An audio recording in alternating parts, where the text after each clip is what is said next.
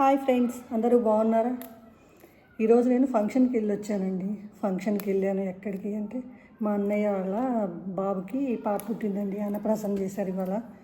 వాళ్ళు వరంగల్లో ఉంటారు కాబట్టి ఇక్కడికి వచ్చి ఫంక్షన్ చేసుకున్నారు. పెద్దమ్మ గుడి ఉంటుంది, అక్కడ చేసుకున్నారు. హుషారుగా వెళ్ళామండి. హుషారుగా వెళ్తాము, చుట్టాలందరూ కలుస్తారు, మంచిగా ఎంజాయ్ చేయొచ్చు. ఈ పూట వంట చేసే పని తప్పింది అనేసి వెళ్తాము. అందరినీ కలుస్తాము, చుట్టాలందరినీ కలుస్తాము, బాగా ఎంజాయ్ చేస్తాము, అన్ని ముచ్చట్లు ఆడుకుంటాము. ఇంటికి వచ్చేస్తాము. ఇంటికి వచ్చాక కాసేపు రెస్ట్ తీసుకుంటాము. సాయంత్రం మరి కూర చేసుకోవాలి కదండి. అబ్బా, కూర చేసుకోవాలా, ఇప్పుడు చేయటం అవసరమా అనిపించిద్ది. చట్నీలు ఏమైనా ఉంటే బాగుండు అనిపించిద్ది. మన వంటలో చట్నీలు పెట్టము. కూరగాయలు ఎంతవరకు ఉన్నా కూరగాయలతో తింటమే. అందుకని అప్పుడప్పుడు పచ్చళ్ళు కూడా పెట్టుకొని ఇంట్లో ఉంచుకుంటే ఇంత తాలింపు వేసుకొని తక్కువ తినేసేయచ్చు. ఈ కూరలే చేసుకోవాలంటే చాలా రిస్క్ ఉంది. ఇద్దరు మనుషులకి, నలుగురు ఉంటే ఎట్లా కూరలు చేస్తాం. ఇద్దరు ఉన్నప్పుడు ఇద్దరు ఫంక్షన్కి వెళ్తాం కదా.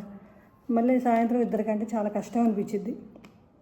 కష్టమైన తప్పదు కదండి, తినక తప్పదు, వండక తప్పదు.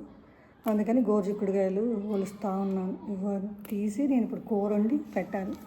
అదేదో పొద్దున్నే ఒలుసుకొని మంచిగా చేసుకొని పోతే ఇప్పుడు వచ్చి కూర చేసుకునేదాన్ని కదా. ఇప్పుడు బద్ధకం. అప్పుడు మంచి మూడ్లో ఉంటాం కదా, ఫంక్షన్కి వెళ్ళే మూడ్లో ఉంటాం కాబట్టి ఏం గుర్తుకు రావు. ఇంటికి వచ్చినాక పొట్ట పిలుస్తూ ఉంటుంది, ఆకలి అని పిలుస్తూ ఉంటుంది.